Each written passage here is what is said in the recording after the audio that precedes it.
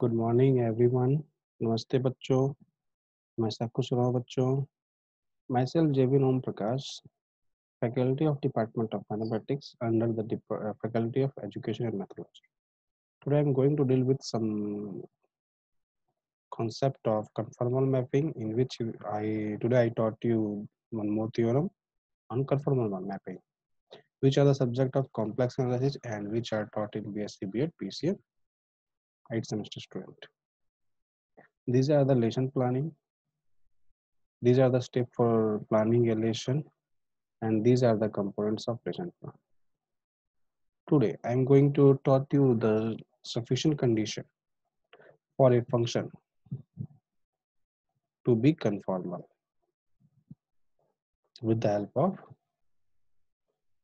analytic function and CR equation.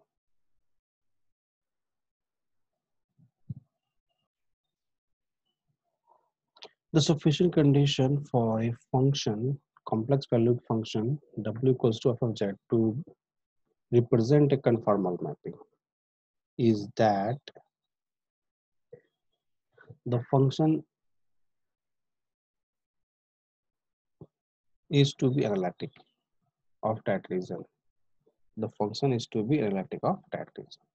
And the statement of this theorem is let f of z be an analytic function of z in a region D of the z plane. Let f of z be an analytic function of z in a region D of the z plane, and let f prime z is not equal to 0 inside D. That means the prime value of z is not equal to 0 at any point inside the region D except the boundary of the D. Then the mapping w equals to f of z is conformal at the point of D.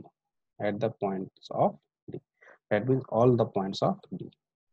The mapping is conformal. The mapping is conformal. The proof of this theorem will be taken here. For this, let Z not be an interior point of the region D, and let C1 and C2 be any two continuous curve passing through Z0. And C1 and C2 be any two curves passing through Z0. The curve may be any line, any sphere, or any smooth curve.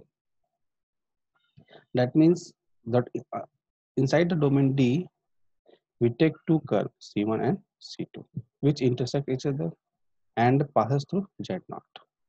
And both the curve passes through Z0. That means Z0 is the intersecting point of that curve. Suppose these curves have definite tangent at Z0, and I already taught you the angle between these and any two curve in a plane. It will be taken by drawing the tangent at any point. That means intersecting point of that given two curves. Since both the curves passes through Z0, therefore they intersect each other at Z0. Then we can draw two tangents on both the curve respectively at Z0. And suppose these curves have different tangent at Z0, making an angle alpha 1 and alpha 2 respectively with the real axis. Take any point Z1 and Z2 on the curve C1 and C2 at a distance r from the point Z0. At a distance r from the point Z0, where r is small. R is small. Then we can write Z1 minus Z0 equals to r e to the power I cos or I theta 1, and Z2 minus Z0 is equals to r e to the power I theta 2, where theta 1 and theta 2, where theta 1 and theta 2 are the angle between x-axis to the tangent. And this expression holds as r tends to 0, theta 1 tends to alpha 1 and theta 2 tends to alpha 2.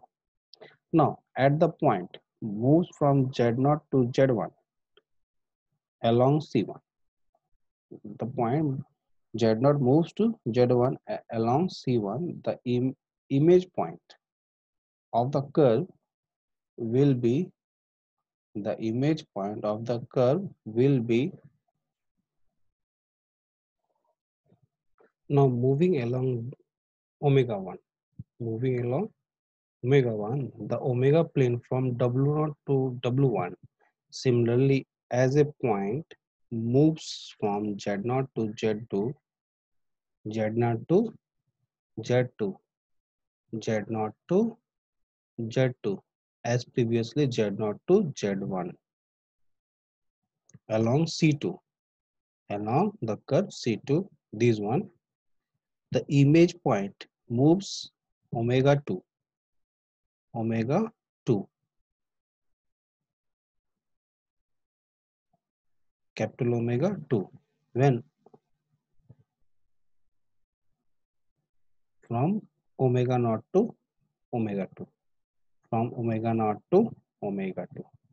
Now consider the mapping W1 minus, omega 1 minus omega naught equals to gamma rho 1 e to the power I phi 1, rho 1 e to the power I phi 1, and omega 2 minus omega naught equals to rho naught e to the power I phi 2. Now from the function fz to be analytic, we have limit z1 tends to z0, omega 1 minus omega naught by z1 minus z0 is equals to f prime z0. Also f prime z0 is not equal to 0. We may write f prime z0 equals to r naught into power I theta 1. R naught into power I theta 1, where R naught is the distance between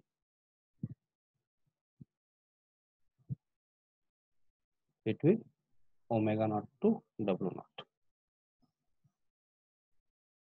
It follows that limit rho 1 e to the power I phi 1 by R e to the power I theta 1 equals to R naught e to the power I theta naught, or limit rho 1 by R e to the power I phi 1 minus theta 1 equals to R naught e to the power I theta naught.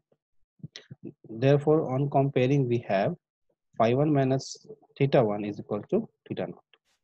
Phi 1 minus theta naught is equal to theta naught, and the limiting value of phi 1 minus theta 1 equals to theta naught.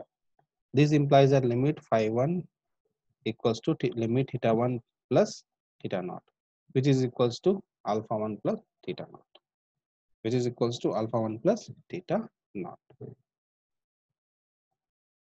Thus, the curve capital omega 1 has a definite tangent at omega naught, has a definite tangent at omega naught.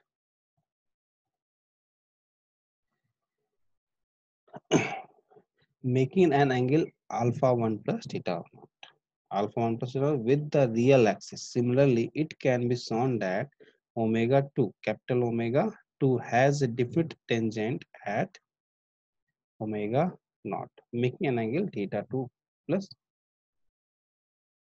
alpha 2 plus theta naught with the real axis, with the real axis. Consequently, the angle between the tangent at W naught to the curve omega 1 and omega 2 is equal to the theta 2 plus theta naught minus alpha 2 plus theta naught minus alpha 1 plus theta naught. Here theta naught cancel, that means our angle becomes alpha 2 minus alpha 1, which is the same as the tangent between the tangent angle between the tangent C1 and C2 at Z0. Also, the angle between the curves has the same sense in the two figures. In other words, the mapping W equals to f of z is conformal. The mapping W equals to f of z is conformal.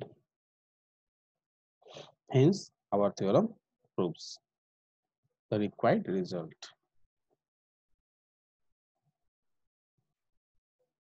This session powered by the digital version 2.0 Suti Vidyapit Women's University, and I hope all of you are satisfied with my digital session. If anyone of you have any query, please mention in the comment box. I will try to solve it. Thank you for watching this video.